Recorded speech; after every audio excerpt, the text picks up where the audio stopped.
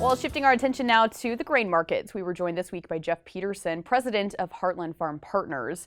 We were catching up on Wednesday afternoon, so we talked about the current movement in the markets.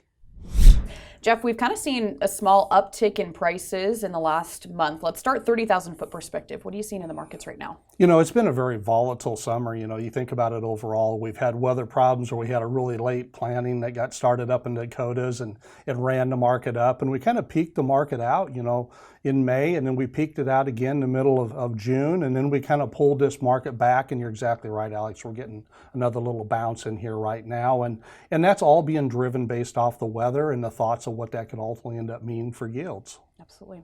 So let's look first at the corn. What's important factors that we're looking at right now? What does that look like? Yeah, the biggest things that we're continuing to watch is just what's going on the high temperatures, the precip, but also watching those nighttime temperatures really close all across the corn belt. And generally what we're kind of seeing is kind of an east versus west thing. The eastern corn belt had a few problems earlier in the year, but honestly, they've picked up some moisture. So there's still a few dry pockets out in central Illinois, on into central part of Indiana, but then you get over in the western corn belt and the weather's working on those yields. But as we move past the weather and the yields here in the U.S., we're keeping a close eye on Europe. And Europe's not getting a lot of talk, but they're actually enduring probably a 100-year drought.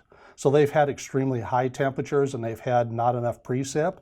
And why that's important to us, Alex, is the fact that it sure looks like from the yield perspective, they could see a 750 million bushel reduction on their overall production, and importantly, how that translates to demand out of the U.S. is ultimately their imports could go up 280 to 300 million bushels. Now, we don't know yet who will fill that demand, but that's something we also got to keep a close eye on. In addition to that, India, earlier we heard a lot of talk about the Indian crop on the wheat side was going to be really good, and now here lately it looks like that could be reduced. And so what that could end up doing is that could mean they may switch from where they were going to export some wheat to needing to import wheat. And then the last thing we've got a close eye on is what's going on in Ukraine. The grain corridor has opened up, and it's interesting. They've sent out about 12 ships overall. 10 of those have had corn on, but keep in mind that's only amounted to about 12 million bushels.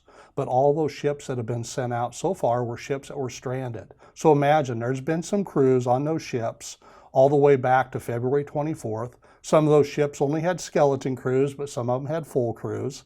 And so now they're starting to get some of them moving out. But there are 3 new ships that are going in to load in the ports around Odessa. That'll be the first 3 that are actually brand new that weren't stranded there. So we want to continue to watch what they're able to get sent out for shipments, because right now on the export side for Ukraine, they've only got them down for probably about 360 million bushels, but it sure does look like they might be able to send out maybe another 280 million bushels. Now, some of those bushels could go over and help fill some of that demand in Europe, so that's kind of how everything's all tied together. So in the corn markets, we're looking at a lot of weather and international factors. Flipping it to the soybean side, what are you guys seeing? Yeah, we're watching the soybean in the U.S. We're watching the weather. It's really important because here's what's interesting on beans.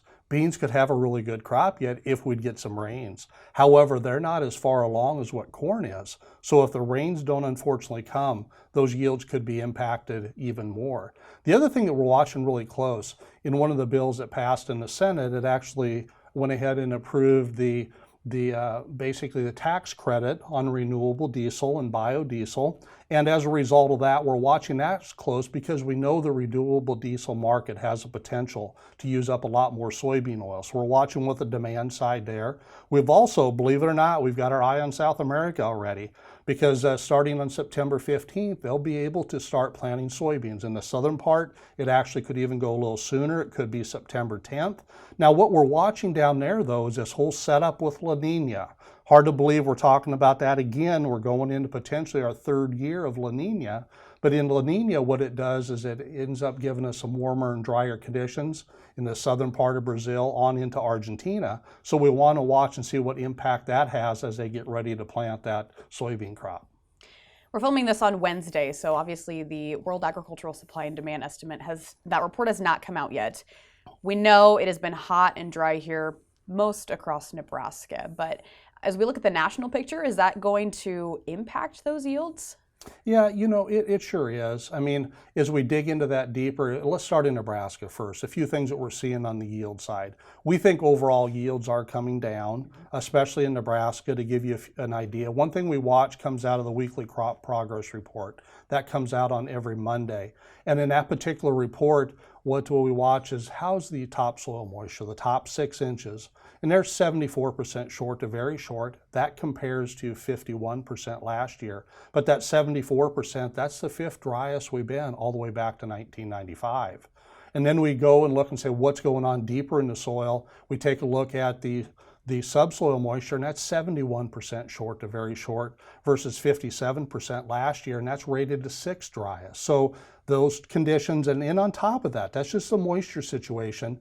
Temperatures during the month of July in Nebraska was the 27th warmest we had, going all the way back to basically 1895. So we've had warm and dry conditions. Now those conditions also spill over into parts of Iowa, catch a little bit in South Dakota, catch about that 25% part of Illinois over into Indiana. So when we bring all that together, we believe conditions are warm and dry enough yet that it's still pulling down both the corn and the soybean yields. What else is important to mention when they look at how they calculate those WASDE numbers? Yeah, that's an important part. So as we dig in and look at the yield part, that's one of the big things. And as we come into August report is a pivotal report because it changes in regard to what I mean by that is how they're calculating that yield. So take a look at it this way, Alex. Starting off in May, June, and July, WASDE and their board and everything is putting together those estimates on yield. But once we get to August, what happens is that NASS gets involved. And NASS, the National Ag Statistics Service, at the state level, at the county level, and then at the national level, they bring all those yields together. And how they do that, instead of the models like what WASDE's using, they're physically surveying farmers. Now last year, they surveyed about 19,000 farmers, and that would have been the latter days of July and the first few days of August, and asked them where they thought their yields would be as of August 1st. But then in addition to that, they say, okay, let's supplement that information with a little bit of satellite data. So they look at some NDVI data, the plant health data, see how that compares, and they bring that all together to give the yield forecast of what they think the yield should be for the August report. All right, Jeff, last word is yours. Final thoughts on things we should be looking for, risk management. What are your last words? Yeah, so right now what I'd say is continue to focus on knowing where your break-evens are at. Start looking at where your yields are going to come in. And on this move, as we're moving higher, make sure that we're thinking about what is going to trigger our next round of sales.